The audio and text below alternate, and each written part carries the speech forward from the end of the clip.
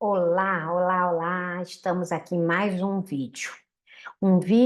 Meu nome é Márcia Moretti, enfermeira doutora pela Faculdade de Medicina da USP.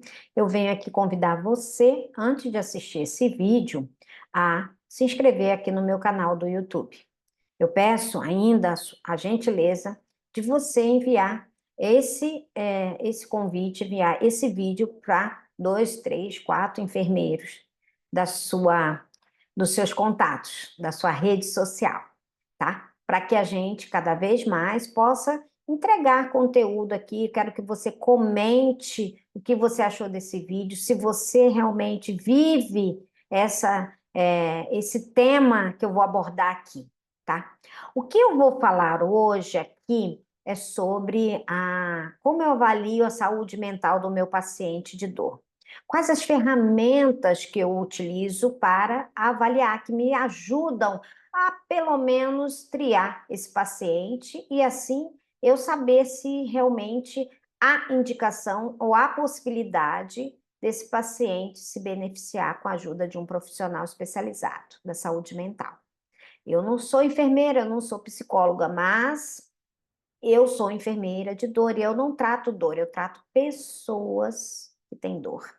Dores agudas, dores crônicas. É muito importante a gente entender isso antes de eu mostrar as ferramentas que eu utilizo, para que você também possa refletir sobre isso. A dor, ela é uma experiência. O conceito já diz, da própria IASP, que é a Sociedade Internacional para o Estudo da Dor. A dor é uma experiência sensitiva que envolve sistema nervoso periférico e central, mas também é uma experiência emocional. Isso quer dizer que, independente da idade, sexo, raça, religião, tipo de dor, a dor sempre vai ser uma experiência com um componente emocional importante. Isso vai porque, né, justifica, porque as vias de transmissão dolorosas compartilham com as mesmas vias, né, das emoções, porque a percepção dolorosa que ocorre no córtex, né, cerebral é muito próxima ao sistema límbico das emoções. Então, a gente tem inúmeras possibilidades e embasamento científico para dizer que a dor sempre vai ser uma experiência. Na maioria das vezes, né? Não é uma experiência emocional agradável. Ainda mais quando se trata de dor crônica.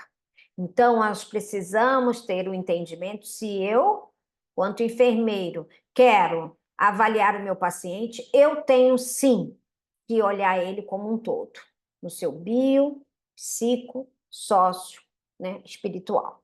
Somente assim, avaliando e direcionando o paciente para os profissionais que lhe compete para aliviar esse seu sofrimento, você sim pode dizer que você trata pessoas com dor. Fora isso, infelizmente, não é que a dor seja psicológica, mas é importante que o estado psicoemocional influencie a dor e a dor influencia o estado psicológico. Entra num ciclo vicioso. Indiscutivelmente, eu creio que você, se você não viveu ou não experienciou, pacientes ou pessoas ou amigos, parentes com dor crônica, a gente percebe nitidamente esse componente cada vez mais, quanto mais tempo de dor, mais comprometido. Que compromete o emocional, vai comprometer o seu social, vai comprometer também a sua qualidade de vida, os seus relacionamentos, seu trabalho, comprometendo ganhos financeiros. Percebe? É uma cascata apenas falando da saúde mental, nada mais. Então, sempre quando eu avalio, né, esse paciente passa em consulta de enfermagem comigo, sempre tem uma parte de avaliação psicoemocional, para que eu perceba como que esse paciente está lidando com essa dor que ele está vivendo. Seja uma dor aguda, seja uma dor crônica, contínua ou intermitente. Como que está sendo essa experiência para ele? E como ele lida com isso? Para que eu possa efetivamente, além de encaminhá-lo, eu também educá-lo e sempre motivar e estimular o seu autocuidado. Sem isso, a gente só vai fingir que cuida de pessoas com dor. Então, eu vou mostrar aqui para vocês, para você que está me acompanhando aqui, mas antes disso eu peço o quê? Que você se inscreva no meu canal do YouTube, que você compartilhe, comente esse vídeo, para que a gente possa, então, cada vez mais trazer conteúdos, tornar o enfermeiro com mais domínio do conhecimento de dor. Senão, dificilmente você vai conseguir ser um profissional diferenciado se você não tem um conhecimento de dor, né? Dentro traduzindo em comportamento, em prática clínica, tá? Aqui eu desenvolvi um aplicativo de avaliação da dor, então eu vou mostrar para vocês como eu utilizo alguns questionários que me ajudam a triar. Tem inúmeros questionários, mas para que você possa selecionar qual é o melhor questionário para avaliar a saúde mental do seu paciente com dor, né? Geralmente a gente faz muito bem isso quando se trata de dor crônica, você precisa saber quem é o teu público, né? Hoje tem questionário para idosos, para criança, então eu coloquei o que eu uso na minha prática clínica, né? Através do aplicativo eu consigo, né? Que o paciente responda antes da minha consulta, que ele responda em casa, responda no seu smartphone ou num tablet aqui mesmo na minha clínica antes da consulta. Quando eu seleciono esses instrumentos de saúde mental, ele me dá resultados e, consequentemente, eu mostro para o paciente, e aí a gente alinha expectativa, a gente alinha tratamentos multimodais, multidimensionais para dar conta, né, da necessidade dele. Então, é disso que eu vou falar. Então, eu trouxe aqui os que eu uso na minha prática e que eu quero compartilhar com você. Mas antes disso, de novo, se inscreva aqui no canal, encaminhe esse vídeo para 3, 4 enfermeiros que você conhece. Acesse aqui, põe o dedinho lá, se inscreva, compartilhe e comente para que a gente possa subir no ranking e assim entregar cada vez mais conteúdos e ajudar cada vez mais enfermeiros no domínio do conhecimento de dor. Bom, então vamos lá, né? Qual é o principal, né? Vamos dizer assim, um dos primeiros, melhor dizendo, de ferramentas de avaliação de dor, né? Eu tenho utilizo rotineiramente a escala de pensamento catastrófico.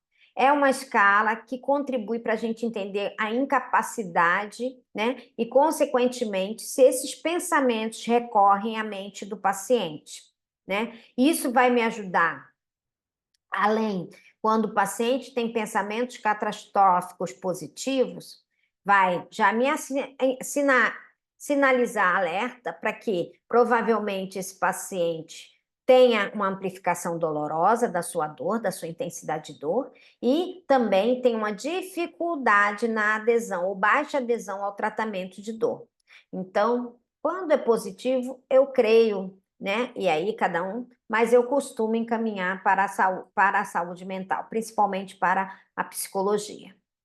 A escala de pensamento catastrófico de Sardat, que é essa aqui, ela vem com 9 perguntas. Cada pergunta é de 0 a 5. 0 quase nunca ela passa esse pensamento pela cabeça dela, ou 5, quase sempre esse pensamento vem à cabeça dela. Aí você divide o resultado por 9, porque são 9 perguntas, e aí ele, se der maior ou igual a 3,8, ele tem sim positivo pensamento catastrófico. Aqui é só um exemplo que eu trouxe de um print da tela, que quando o paciente responde no app, o resultado sai direto aqui para vocês, né? Então, antes mesmo dele adentrar na minha consulta, eu já tenho esse resultado previamente. E aí, no momento da consulta, a gente vai resgatando alguns pontos dentro, mesmo negativo, eu gosto de resgatar alguns pontos para direcionar, explorar cada vez mais essas respostas e assim poder educar, né, e ajudar o paciente no autogerenciamento da dor. Além disso, eu utilizo também a escala de ansiedade e depressão, a escala RAD, que compõe de duas subescalas, que juntos avaliam ansiedade e depressão com 7 itens cada. A pontuação de cada escala varia de 0 a 21. Se você for ver aqui, né? Aqui é um modelo de resultado no app que eu recebo do paciente. Então, uma pergunta é ansiedade, a pergunta 2 é depressão, a 3 ansiedade, 4 depressão. E aí o paciente vai respondendo. Quando der maior ou igual a 8 de ansiedade, nas questões de ansiedade, é positivo. Quando der maior ou igual a 9, nas perguntas de depressão, é positivo. Isso não quer dizer que o paciente tenha ansiedade ou tenha depressão, porque as escalas não fazem diagnóstico, mas sinaliza que um componente ansioso, né, de depressão pode estar presente. E aí, sim, eu encaminho rotineiramente ao serviço de saúde mental. Às vezes a psiquiatria, ou às vezes a psicologia, ou ambos, depende muito do como eu... E eu sempre compartilho o resultado com o paciente para que ele tenha um maior entendimento do que está acontecendo. E muitas das vezes, não é incomum o paciente falar, realmente é assim que eu me sinto. Né? Eu percebo que isso... Por quê? Tanto a ansiedade como a depressão modula essa dor para mais. É mais difícil o paciente buscar os recursos internos para lidar com ela se a gente não tratar. Então, isso é muito importante, vai estar diretamente relacionado ao desfecho clínico positivo do paciente. Um outro questionário que eu utilizo, não rotineiramente, em algumas situações, que tem também no meu app, a dor, é o inventário de atitudes frente à dor. É um instrumento que avalia, são 30 itens, que corresponde a 7 domínios, que é a cura médica, como que ele lida com a dor em relação ao seu controle, solicitude, incapacidade, a sua medicação e a sua emoção. Então, isso ajuda o quê? Eu identificar quais as atitudes, o comportamento dele, como ele se percebe, se vê diante desse quadro doloroso dele, esse quadro doloroso de dor crônica. Porque muitas das vezes o paciente tem uma expectativa muito aumentada apenas da cura médica, né? Ou até focada somente em medicação, e a gente sabe que isso não é um fator preponderante no tratamento da dor. A gente realmente precisa tratar outras habilidades e competências do paciente para que ele seja o protagonista da sua própria história e participe ativamente no seu tratamento. Então, aqui só mostrando, né? No app ele vem assim, né? O resultado, as perguntas, e geralmente eu olho sempre, não olho só o resultado, eu olho as perguntas e respostas, porque às vezes eu acabo conversando com o paciente, pensando algumas perguntas e discutindo e esclarecendo, explorando mais algumas respostas que ele fez. Um outro questionário que eu posso utilizar também, que está vinculado à avaliação da saúde mental, é o questionário de autoeficácia, né? Autoeficácia é a convicção, ele avalia, né, a forma, a crença de que o paciente pode executar um comportamento para atingir o seu resultado e expectativa, que é a crença pessoal de que dado comportamento vai levar a um determinado resultado. Ou seja, qual que é o recurso que ele lida para lidar com a sua dor, né? O que ele acredita que tem convicção que realmente vai ajudar a um resultado positivo, ou seja, alívio da dor, a cura da dor, melhora da qualidade de vida, seja qual for a sua expectativa. Isso é muito importante. Não uso rotineiramente, mas uso mais o pensamento catastrófico, ansiedade e depressão, e atitudes de autoeficácia num segundo momento, quando o paciente se mostra bastante refratário, né, à adesão. Aqui um resultado, né, do paciente, né, do app. Aqui as respostas, né? 0 é completamente confiante, 6 é não completamente confiante, né? Então, uma escalinha de Likert, ele vai perguntando, aqui, eu posso aproveitar as coisas apesar da dor? O que ele acredita? Não, eu só vou aproveitar as coisas quando eu estiver livre da dor? Isso é uma questão importante. né? Então, às vezes, eu também utilizo essa resposta para me conectar com o paciente e falar, fala um pouquinho mais, como que você se vê nessa questão, entende? Eu acabo estabelecendo um rapport muito grande com o paciente, validando com ele e aproveitando, pontuando algumas pontas soltas, umas dificuldades ou conceito ou crenças limitantes que possam atrapalhar o tratamento. Aqui, quanto maior, né, o resultado, né, pior a autoeficácia do paciente, tá? Então, aqui deu 39 pontos, o resultado vai até 100%, 65% de autoeficácia.